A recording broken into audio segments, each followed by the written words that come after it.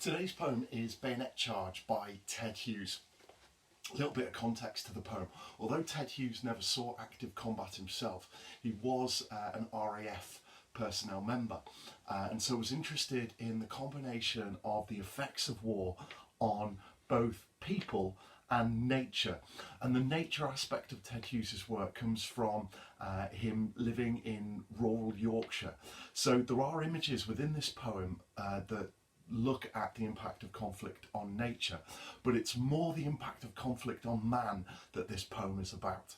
Now, first of all, you'll look at the title, looking at Bayonet Charge. Very short title, but both words carry real impact there. You've got to understand what a bayonet is. Have a look at it on the internet. But a bayonet is a weapon where a spike, a sword end, is attached to the end of a rifle. So it's both useful for shooting at long distance, but also in close hand-to-hand combat. Now, thinking about the hand-to-hand combat, I'm thinking about soldiers, particularly in the First and Second World War, who were conscripted into the army, so they weren't professional soldiers. They had to turn themselves from normal men into fighting machines, if you like, and that process of becoming something different is what Ted Hughes is examining here.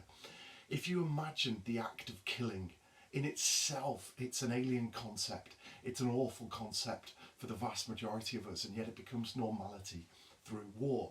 And it's one thing, the almost detached shooting of someone from a distance, but actually the horrific nature of killing someone in close combat with a bayonet must have been completely brutal. And Ted Hughes is examining that transition from a person into a weapon, and that bayonet, the gun with the spike on the arm of the soldier, becomes almost part of the weaponry themselves.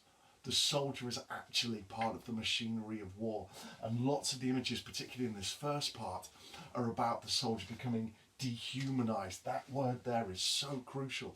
The idea that they're no longer human. They don't act in a way that most of us would, with the morals of not killing anyone. They're turned into something else entirely, into unthinking. They're taking the human nature away from us to become dehumanized, and that's really crucial as well. The second word in the title, of course, the charge, makes you think straight away, if you're linking poems with Charge of the Light Brigade. And there are really good links to be made there.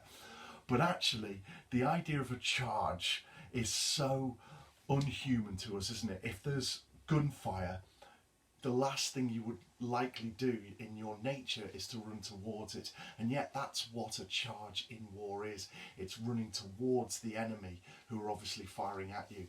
So really interesting idea of how a soldier becomes dehumanized, becomes part of the weaponry of war, does things that are not natural to their human nature. And of course the First and Second World War are different to many of the other conflicts because they were not professional soldiers. They were conscripted normal people, teachers, butchers, bakers, solicitors, all of the right age, taken and put into a war context.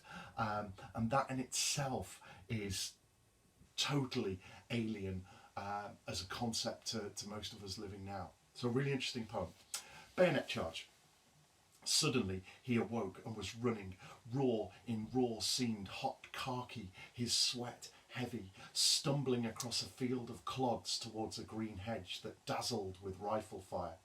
Hearing bullets smacking the belly out of the air, he looked a rifle, numb as a smashed arm. The patriotic tear that had brimmed in his eye, sweating like molten iron from the centre of his chest. In bewilderment then, he almost stopped. In what cold clockwork of the stars and the nations was he, the hand, pointing that second? He was running like a man who has jumped up in the dark and runs, listening between his footfalls for the reason of his still running, and his foot hung like statuary in mid-stride. Then the shot slashed furrows threw up a yellow hair that rolled like a flame and crawled in a thrashing circle, its mouth wide open, silent, its eyes standing out. he plunged past with his bayonet toward the green hedge. King, honour, human dignity, etc. dropped like luxuries in a yelling alarm to get out of that blue crackling air, his terrors touchy dynamite. Loads that you can do with this poem, and lots of those great images that you can squeeze as much out as you possibly can. When you go into the exam, remember, you're only going to get one poem printed, and so you've got to remember your second poem. So you've got to remember, realistically, 3, 4, 5 quotes that you can get an enormous amount out of, that allows your essays to flow with layers upon layers of interpretation. Bayonet Charge is full of those sorts of images. So let's start with stanza 1 in this particular part of the session on Bayonet Charge. And you'll notice straight away the adverb suddenly he awoke. And in primary school, we use suddenly a lot to start sentences, don't we? And sometimes teachers discourage us from doing that because it's so cliched almost. But suddenly, what does it do? Well, it adds pace to the start of the poem. It establishes the speed of the charge. It establishes the fact that we're in the middle of a story. This is just one day out of countless of days of charging, of waiting, of being at war and wondering what's going to come next. And after long periods of being quiet, perhaps it's that sudden moment, that quick, instant moment where you have to charge towards the enemy. So it establishes a pace right from the start of the poem. Suddenly he awoke, and we get that impression that he has been asleep and that he's got to go from being tired, being almost unconscious of his surroundings, to being awake, to being aware, to being so at your wit's end and living by your instinct. That it really offers that juxtaposition, and that sudden pace is really important to this charge. And was running. Notice the ing verbs: running, stumbling, sweating. Now, ing verbs are present participles in this sense, and what they are, they give a sense of continuity. They're continuous verbs, as if it's happening at that moment. And those ing participle verbs really act as a sense of pace again. You've got that continuous action. It's like you're plunged into the middle of the battle. He awoke and was running. Raw, in raw seemed hot khaki, his sweat heavy. Notice in that second line, you've got a lot of the alliteration of the H sound. And again, if you think about his charge, he's running towards the enemy fire. And as he runs, he's becoming breathless. And if you think of the sound of breathless, you think of that H sound, ha, ha, ha. And that pulsating H sound that comes through that second line, the alliteration of the H there, gives the impression of the soldier running at pace, being breathless. And again, it's all with that suddenly, the adverb that starts the poem, and with those continuous verbs, the ing verbs, gives that sense of pace all the way through the poem. It's breathless, it's exhausting. Also adding to that pace is the enjambement. Remember, the enjambement is where there's no punctuation at the end of a line of poem, so you just run straight on into the next line. And that again gives a sense that there's no stopping, no pausing. That in itself juxtaposes with the second stanza, which we'll come on to later, where we do get some sort of pauses. But at the moment, we've got breathless, energetic, chaotic sense of the first stanza. Stumbling. Now, the verb stumbling, we talked a little bit earlier about the soldiers not being professionals, they're conscripted into the army. And that idea of the charge, but he's stumbling, he's out of place there. He's not firm-footed, he doesn't seem professional, he doesn't seem like somebody who should be at war. He's completely out of place with what he's become. It's the conflict between his usual personality as a human being and his part of the mechanism of war, that dehumanizing process. But he's stumbling, he's out of place, he's awkward, doesn't feel quite right. And although there's that pace, you get that sense of vulnerability from him almost falling over in his running towards the enemy. stumbling across a field of clods towards a green hedge that dazzled with rifle fire. Notice the juxtaposition there of the greenery. We talked earlier about Hughes's fascination with the rural and the effect of war on nature. Well, you've got the clods, big lumps of earth, you've got the green hedge, but that dazzled with rifle fire. So man and war have taken over nature and are using nature as a shield, firing at the opposition. Hearing bullets smacking the belly out of the air, he looked at a rifle, numb as a smashed arm. Now, some really violent imagery there. The idea of bullets smacking the belly out of the air. We can imagine the sounds of bullet fire in the middle of the air, in the middle of nowhere, in the middle of nature there.